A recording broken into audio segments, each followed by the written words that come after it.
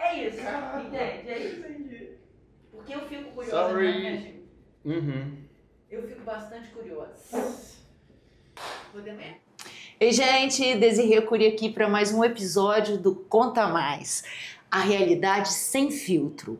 Hoje a gente tá com uma mulher incrível, que é verdade, tá? Incrível em todos os sentidos, não só como profissional, ela é médica, 48 anos, mãe de 3 filhos, solo total, e ela vem compartilhar com a gente a experiência dela. Ela chegou aí ao fundo do poço. Teve uma traição no melhor momento da vida. Você imagina você ter uma traição de um cara que construiu uma história com você, com 3 filhos, do nada, quando você tá à beira de concretizar todos os seus sonhos. É aí no fundo do poço mesmo. E quando você vai no fundo do poço, ela encontrou uma mola e subiu, né, Dani? Doutora Daniele Andraus, mais conhecida como Dani. Muito obrigada por essa apresentação linda, Desirê, você é demais. Mas é verdade. É verdade, porque a sua história me emocionou em todos os sentidos. Até porque há 8 anos atrás, nossa, eu acho que o defunto caiu. Resolveu sair da tumba, né? Deus me livre, né? Porque eu tive o prazer de conhecer você, ou o desprazer no momento, né? 8 anos atrás, numa situação que não estava muito boa, né? E hoje te encontrar assim, ajudando outras mulheres, puta, fantástico. Mas eu quero voltar do seu iniciozinho. Como é que você conheceu esse traste? Eu caí na cantada mais barata da minha vida. Eu tinha feito vestibular aqui 4 anos, não passava de jeito nenhum. E na época eu pedi para minha mãe e para meu pai para eu poder fazer faculdade na Bolívia, eles não deixaram. Aí eu virei para eles, não, eu vou vender meu carro então. Não sei por que cargas d'água minha mãe não me deu uma porrada e deixou eu ir. E aí eu fui para lá, no avião eu caí na cantada mais barata da minha vida. Ele virou assim, vamos misturar o meu uísque com a sua Coca-Cola? Porque eu acho que esse uísque é falsificado. Eu falei assim, vamos misturar o uísque com a Coca-Cola. Chegamos lá, 4 dias depois a gente foi morar na mesma casa, era uma república de brasileiros. Foi o seu primeiro namorado? Não, mas foi a primeira pessoa que eu fiquei durante tantos anos. Eu fiquei 20 anos junto. Você começou com quantos anos? Você tinha quantos anos? 20. 20 quando você conheceu? 20 anos. Na Bolívia? No aeroporto de Belo Horizonte. E assim, foi uma história muito bacana, sabe? A gente foi muito companheiro durante muitos anos. Eu falo, né, da idade adulta, dos 20 aos 40 eu vivia com a pessoa, as melhores e as piores coisas que poderiam acontecer na vida. Viajei muito o mundo, conheci muitas coisas, vivenciei muitas experiências bacanas. Então não precisava ter fechado com... Podia ter fechado com chave de ouro e não do jeito que Eu não fechou. sei por que as pessoas insistem em cagar no pau no final, né? Podia. Impressionante. Porque a gente sabe, né, que assim, relacionamentos acabam. Mas sim, você pode ter respeito pelo outro. Eu acho que o carinho pela história anterior pode existir. Mas você conheceu, namorou, ele era da sua sala? Tudo. Durante 10 anos da minha vida eu fiquei com ele, eu convivi 24 horas por dia. Mesma sala, mesmas práticas hospitalares, mesmos amigos. Eu achava que eu conhecia a pessoa. E a gente não conhece. Nossa. E aí você casou e foi morar onde? Na verdade eu não casei, eu juntei. Meu pai vai ficar sabendo dessa minha história hoje. Ele não sabia, não? Ele achou que você casou? Ele sabe mais ou menos assim, não, assim, ele não sabe ele sabe que eu fiquei noiva depois. Eu juntei com ele, quando a gente chegou lá, 1 mês a gente estava morando junto, com 3, 4 meses a gente estava morando sozinho na mesma casa, então eu nunca casei, pra mim nunca fez diferença o papel.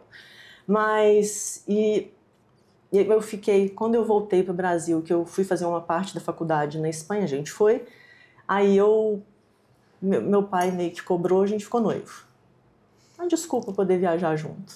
Aí ficou noivo, voltou pra cá e começou a trabalhar junto? Até Não, isso, não? Não, eu voltei, fui pro Rio para terminar minha faculdade. Uhum. Ele foi pro interior de São Paulo e a gente ficou num tempo à distância e depois aquele coisa fica gelado, né? O 10º ano gelado. A gente terminou, eu vim para Juiz de Fora e fiquei por aqui. E ele surgiu uma oportunidade muito bacana para mim aqui na época. E eu estava fazendo a minha especialização ainda em Niterói e ele ficou no interior de São Paulo. Depois que ele terminou a faculdade, ele voltou, a gente conversou. Aí você pensa, né, a história foi legal junto, bacana, vamos tentar mais uma vez. Tentei e aí veio um filho atrás do outro. Você tem 3, né? 3 anjinhos. Aí você foi morar em Jundiaí com ele? Fui. Me conta que fase que você estava quando você começou a construir, porque você voltou para ele e ficou junto e construiu não só uma vida pessoal, mas uma vida profissional também. Me conta como é que foi. A gente foi para Jundiaí, na verdade, porque ele ia fazer uma especialização lá em Jundiaí.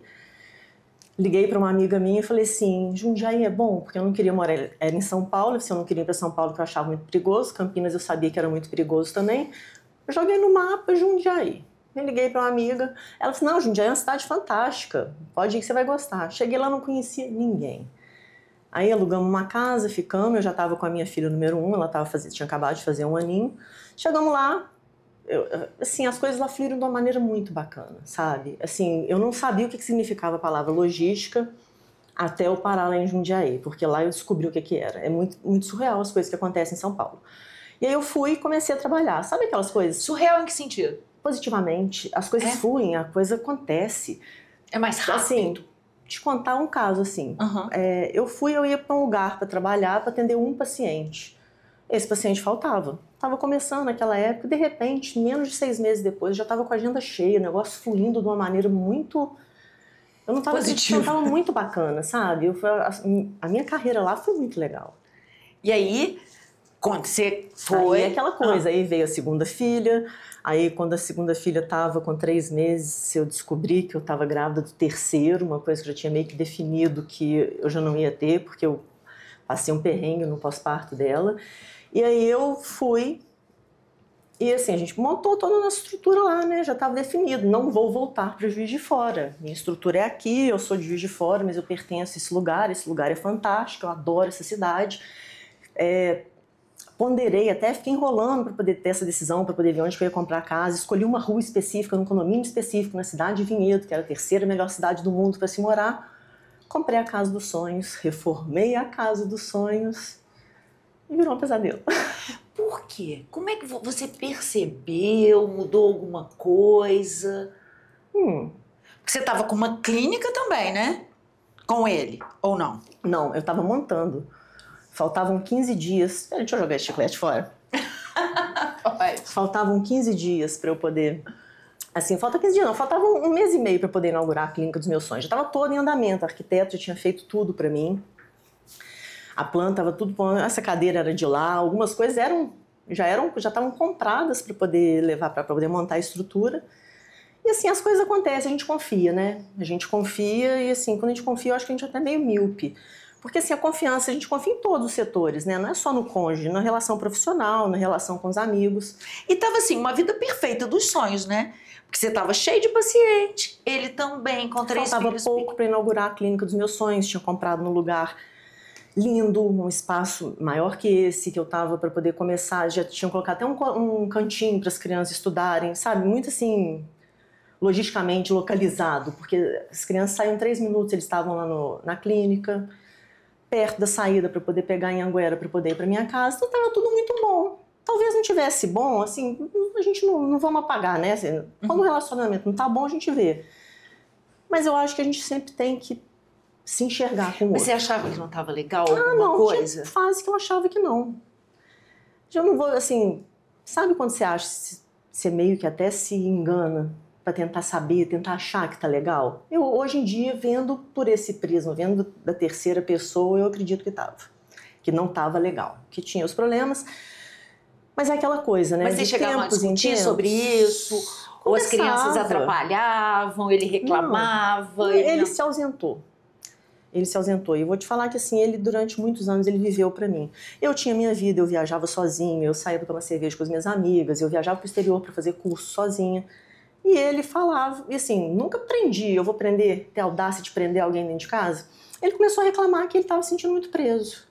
Eu acho que estava se sentindo preso no sentido que tinha responsabilidade, porque tinha filho, né? 1, 2, são 3. Uma responsabilidade tanto. Então a única reclamação que o traste falava era: eu tô sobrecarregado. Estou me sentindo preso. Preso. Ele queria uma liberdade. E você Essa deu? é a palavra. Eu dei não, ele conquistou. Como? Ele começou a ficar mais ausente, assim, eu nunca deixei de viver por causa dele. Eu fazia minhas viagens. Não quer ir não? Então tá, eu vinha pra Juiz de Fora. Mas Dani, aí você também ficava ausente. Você tinha essa liberdade, então nada mais justo que ele tivesse. Sim. Mas você andava na linha, né? Respeito. né? isso. Assim, aquele negócio, a gente escolhe estar com uma pessoa. E uma coisa que eu sempre falei, se não der certo daqui pra frente, vamos decidir antes, não vamos fazer merda, não. Os dois, entendeu? Vamos respeitar a história que a gente caráter, teve. não? Sim, hoje também acho isso.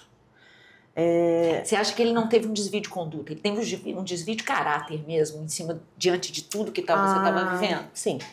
E um pouquinho, uma falta de empatia do caramba também, né? Porque, pô, sabe, a mulher fica sobrecarregada, sabe? Não tem essa de falar que o cara ajuda. Eu fico vendo hoje, ai, que bom, meu marido me ajuda. Como assim ajuda? Não tem que ajudar, é uma parceria. Então, assim, eu ficava sobrecarregada com as crianças, trabalho, clínica, reforma da clínica, reforma de casa, aquelas coisas todas, tentando dar conta. Meu lado mulher foi pra onde? Pro espaço. Você deixou de se cuidar? Deixei, óbvio. Apesar de lidar com isso, de saber lidar, de ter todo o suporte para fazer isso, cansaço. Você não tinha ânimo, né? Você saía do trabalho, 3 crianças pequenas, um atrás do outro. Nossa, era uma... E por onde andava esse ser, quando ele resolveu ter a liberdade dele?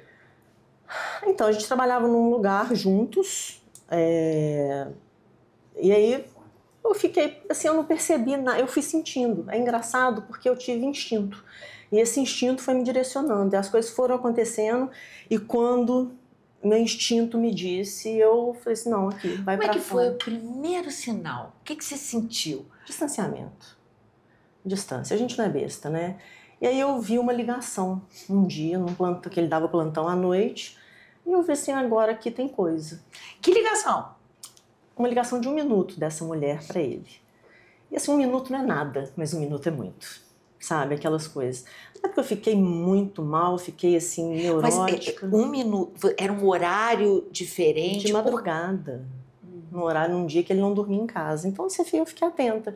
Mas sabe o que? Eu acho que eu nem quis. Mas você foi lá no telefone dele, tchuf, Não, eu nunca tive isso, Desirê. Como é que você pegou? Ele falou assim, pega tal coisa pra mim no telefone. Na hora que eu fui no telefone ver o negócio que ele me tava pediu, com o nome dela? tava lá o nome dela. E aí eu virei assim, que porra é essa? Falei palavrão. Que porra é essa? Ele não é nada, no olhar eu vi. Mas sabe o que acontece? Ali começou. Não sei se já tinha acontecido, se estava para acontecer. Mas eu meio que apertei o botão e falei assim, quer saber? É isso que você vai querer? Então tá, daqui a pouco nós vamos mudar, que a gente estava no processo da mudança. Então, vou ver o que vai acontecer. E assim, eu não vi, na época eu fiquei meio neurótica, assim, procurando umas coisinhas, assim, indiretamente. Não vi nada, eu pensei, que sabe uma coisa? O que tiver que ser, vai ser. Paguei para ver. Hoje, eu estava conversando outro dia com uma amiga minha. A gente não acha que a gente tem força. Eu estava com 2 filhos muito pequenininhos e a outra maiorzinha nessa época. Eu podia ter virado e falado assim, que foi o que eu me propus na época, mas eu não tive culhão para fazer. Daqui você não passa, na hora que a gente mudou para casa nova. Você pode viver a sua vida, daqui você não passa.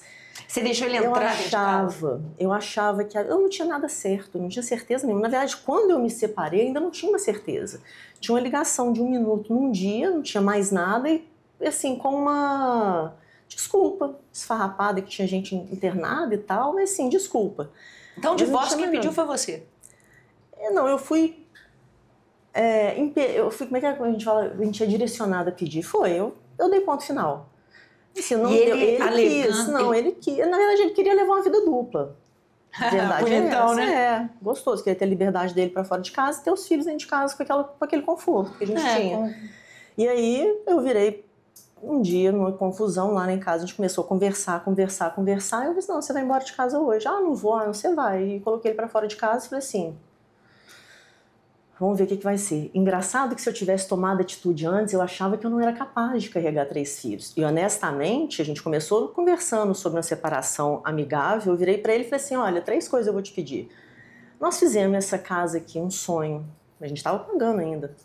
A gente fez aquele já aqui. Já que nós fizemos, nós estamos terminando, cara, não me abandona não, porque parceria nossa tem que existir. Não abandona financeiramente. Financeiramente. Segundo, não esquece que você tem 3 filhos. E terceiro, não me exponha, não precisa. Não tem ninguém não, eu só quero minha liberdade. Então ele não insistiu em ficar casado, ele aceitou, mas negando que estava tendo um caso.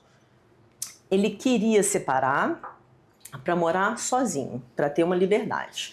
Só que, ao mesmo tempo, ele não tomava atitude de poder ir embora. Ele ficava protelando aquilo, entendeu? Ele falava, vou, mas ele foi ficando em casa. E até que um dia eu falei assim, não, hoje você vai embora. Quando você tomou atitude, você tinha consciência ou você achou que você ia apertar ele, mas não ia chegar a separar? Não sei te responder isso. Mas, assim, na verdade, eu acho que já estava definido que haveria separação.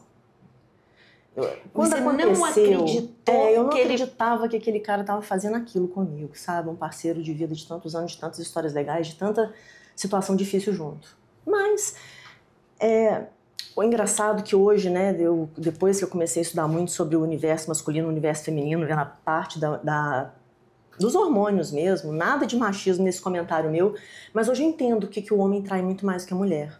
É hormonal, a testosterona ela te impele, a testosterona ela te empurra a fazer sexo pelo sexo.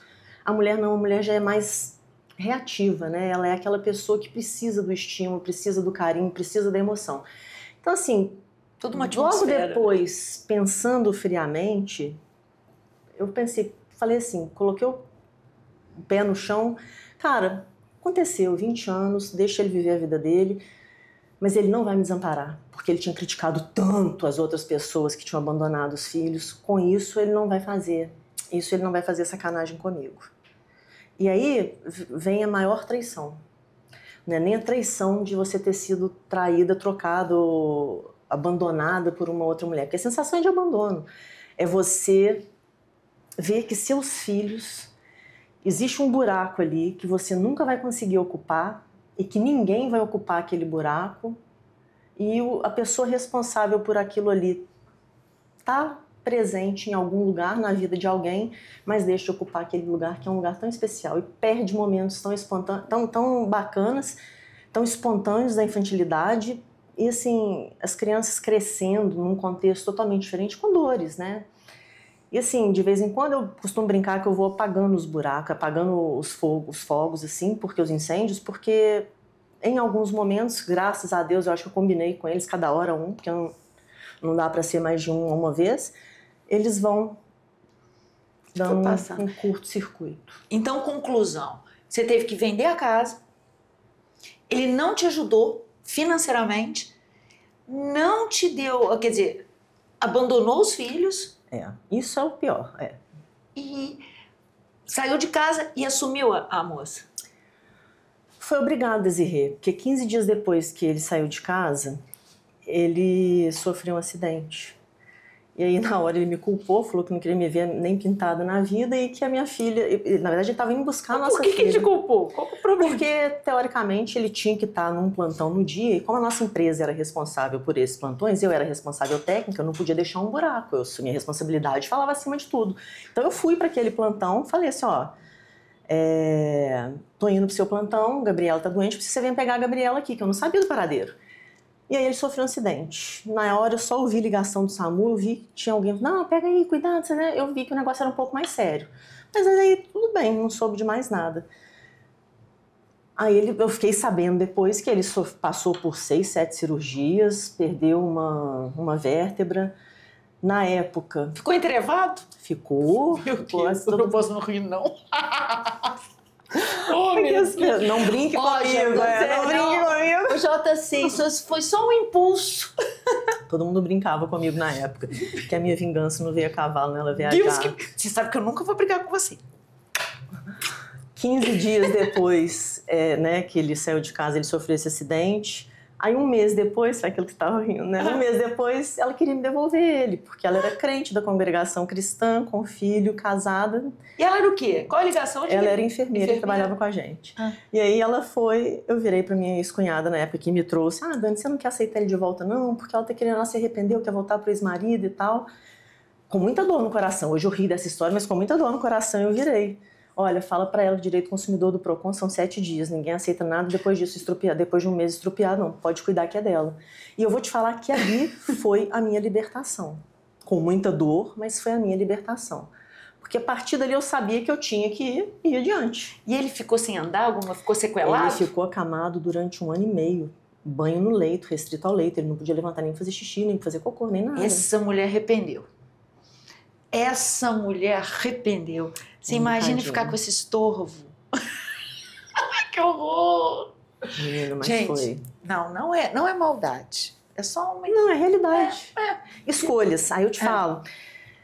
A vida é muito feita de escolhas. E você tem que assumir os riscos daquilo que você faz. E não faça com outro o que você não gostaria que fizesse com você. Eu acho que isso é premissa básica.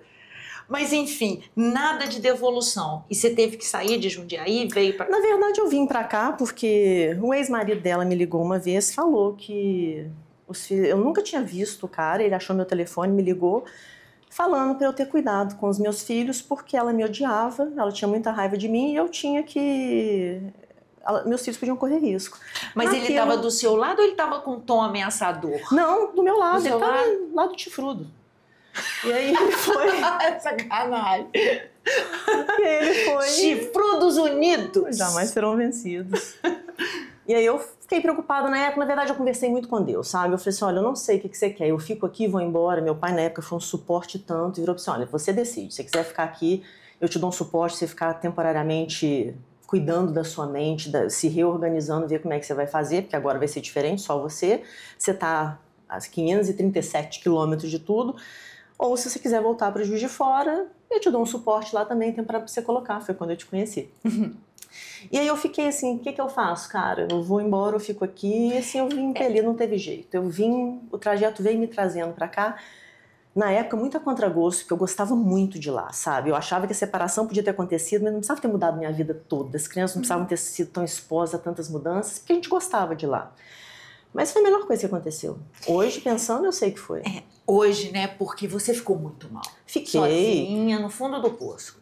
Fiquei. Quando você vai no fundo do poço, você sabe que existe que tá pouco para você. Às vezes você cava um pouquinho mais, porque depois você sabe. Eu sabia que depois que eu voltasse, não ia mais acontecer aquilo comigo. Porque assim, quando a gente fala de autoestima, a gente não pode deixar o poder de escolha para as outras pessoas, né? O poder é aquele valor que você dá a si mesmo e o amor próprio. E assim, isso não tem preço. E quando você olha para trás, o que você tira, o que você passa para os seus filhos? Que a vida sempre é uma lição, cara. Todas as coisas que acontecem, todas as pessoas, todo mundo tem direito a errar, os erros acontecem. O que a gente tem que ter é sabedoria para lidar com as consequências dos erros, porque tudo vai trazer consequência. Então, assim, se você pode fazer o bem para alguém, se você pode elogiar alguém, faça isso. Se você for prejudicar, fica quieto. Se for falar mal, fica quieto. Porque a vida é um presente que a gente tem. Então, eu acho que a gente tem que deixar aqui boas lembranças. E ele quis voltar para você? Não sei, não deu oportunidade. Assim, uma vez ele veio assim, eu sou tão bacana, que eu passei por cima de toda a minha dor, recebi na minha casa, ficou lá umas 2, 3 vezes. Todo Mas mundo chegaram a ter alguma coisa? Não. Nem um beijinho? Não. Todo mundo, uma mordida na orelha que eu levei dei um tapa. Ele mordeu a sua orelha? Ele tentou conquistar uma intimidade que já não existia. Ele não usa perfume, é óleo de peroba, né? Cara de pau, rapaz. E aí meus filhos, na época, né, tadinhos, eles queriam que a gente voltasse. Eu comecei a conversar com ele, assim, depois de 2 anos, fiquei 2 anos sem ver a cara. E só, vamos lá, cara, só a Dani, você é o traste. Vamos, não é um, não são 2, são 3. Não é justo com eles, não é justo contigo, não é justo comigo. Então, vamos... Essa parceria podia existir. Quero sentar com você um dia com a sua nova namorada e rir do meu chifre, mas, por favor, não abandone as crianças. Ah, não vou fazer mais isso, eu não quero minha mulher na vida, que não sei o quê, que não sei o quê, que não sei o quê. E abandonou. E hoje, quem é a Dani de hoje? A Dani de hoje é a mãe de 3 filhos, de 3 criaturas maravilhosas, assim, me sentindo muito orgulhosa do que eu estou fazendo para eles, sabe? Assim, do meu relacionamento com eles. Eu sou uma profissional que eu sou aquela focada em ajudar o que eu puder ajudar. Se eu tô aqui na clínica, se eu tô no hospital, às vezes em casa, tem mãe de amiga minha que passa mal, eu vou, tem aquele suporte que você dá para um vizinho. Eu sou aquela pessoa que eu quero fazer o bem. E o que você falaria para uma mulher que está passando por isso agora? Minha cara, tudo passa. Até a uva passa. Não tem as boas coisas e as coisas ruins. Tudo é passageiro, menos o trocador e o motorista. Exatamente, é nesse nível que a gente conversa, né? Cara, a impermanência é um negócio muito bacana. A vida é uma roda, sabe? Ela vai, um dia você tá lá em cima realmente, outro dia você tá aqui embaixo. a gente tem que aprender com as lições. E você acha que as coisas acontecem sempre pro melhor para você? Para as pessoas? Eu acredito. Eu vou te falar que Deus é muito chegado meu. Ele é muito meu amigo. Ele, sem brincadeira, eu tenho assim, nesses últimos anos, eu tenho que agradecer muito. Tudo. Todas as oportunidades que apareceram, tudo que aconteceu comigo. Lindo isso, Dani, porque eu acho que é em cima da dor, né? Que Carl Jung fala, né? Que Deus te toca através da ferida, uma coisa assim. Através da dor. Através da dor. Eu acho assim, a vida é muito linda. Ela é um presente. Então, assim, igual eu fico vendo algumas mulheres que separam, ficam tristes, ou então abrem mão do seu momento de jovialidade ainda, porque hoje a mulher é nova, né? 48, 50 anos é nova. Bebê, para poder ficar, para poder viver uma situação que ela não consegue sair. Eu respeito quem perdoa, eu respeito todo mundo. Mas quando você vê que a pessoa está muito infeliz e não consegue sair, me dá uma dó, porque eu falo assim, gente, a vida é uma só. Igual aquelas pessoas que às vezes tentam tirar a própria vida. Isso, assim, dói meu coração, porque assim, você despertar todo dia de manhã é um grande presente. A vida está te presenteando para uma nova oportunidade. E olha, depois que eu vi um senhor aí fazendo medicina aos 80 anos de idade, né, com os planos dele, o que ele vai fazer assim que ele tiver terminado a faculdade, que ele vai abrir... E assim, ele era um grande empresário. E depois que ficou viúvo, resolveu fazer. A vida é um presente que acontece todos os dias. A gente tem que valorizar isso, sabe? Aprender com os erros, tirar as lições, filtrar o que pode, escolher muitas pessoas que estão nos cercando, e buscar momentos felizes, sim, né? Porque a felicidade não é eterna. Não. Então, vamos que vamos, né, Dani? Sempre adiante. Ai, que muito obrigada por você compartilhar essa história com a gente. Muito. E eu adorei. Agora nós vamos mandar para Netflix, porque é o seguinte, Camila Cabello, Taylor Swift, todo mundo fica rica cantando os chifres. Então, assim, a minha história não foi toda, mas... Mas eu tenho um diretor que é uma carne de pescoço, não deixa a gente passar do tempo, um inferno na minha vida. Gilberto Vale. Ele mesmo, ao vivo. Nós vamos fazer a série para Netflix. Vamos fazer. Anota aí.